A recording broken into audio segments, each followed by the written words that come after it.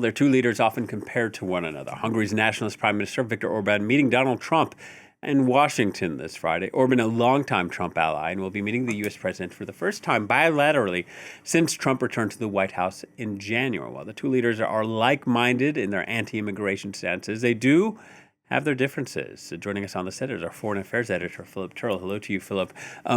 Discussions at the White House today, I guess, will be focusing on Russian oil.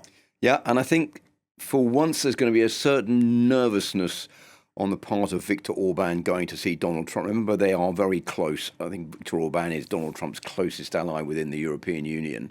He's the only one who has ties, cordial ties, with both Donald Trump on one side and Vladimir Putin on the other. Remember, that's where that summit was due to take place on Ukraine in Budapest, but the plug was pulled on that by Donald Trump shortly before it was due to happen.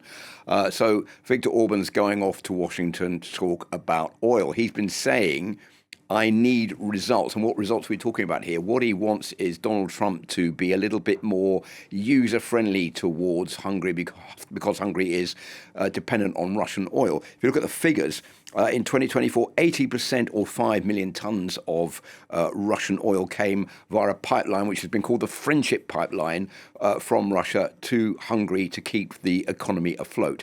Since Donald Trump introduced sanctions against two major Russian oil companies, one of them private, one of them state-funded, Hungary is worried that this is going to lead to two things. First of all, an increase in prices.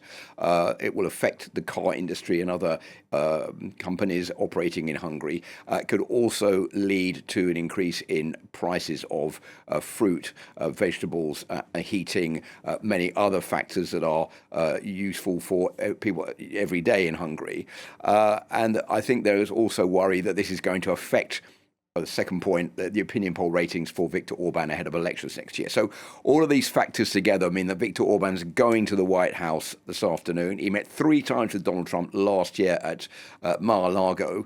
It shows how close the two leaders are. But I think today he's going to try to obtain some kind of stay of execution, if you like, from Donald Trump so that he can keep importing that Russian oil. Will Donald Trump be willing to listen or not?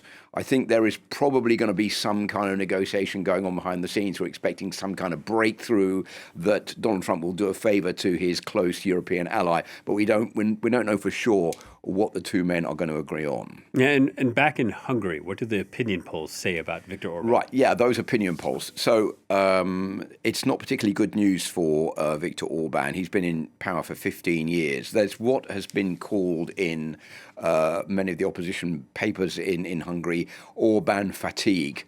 Orban fatigue over the fact that he is being more obstreperous, closer to Russia, in hand in hand with Donald Trump. What they want is him to deal more with the economy, deal more with the high food prices, healthcare, endemic corruption that is prevalent in Hungary.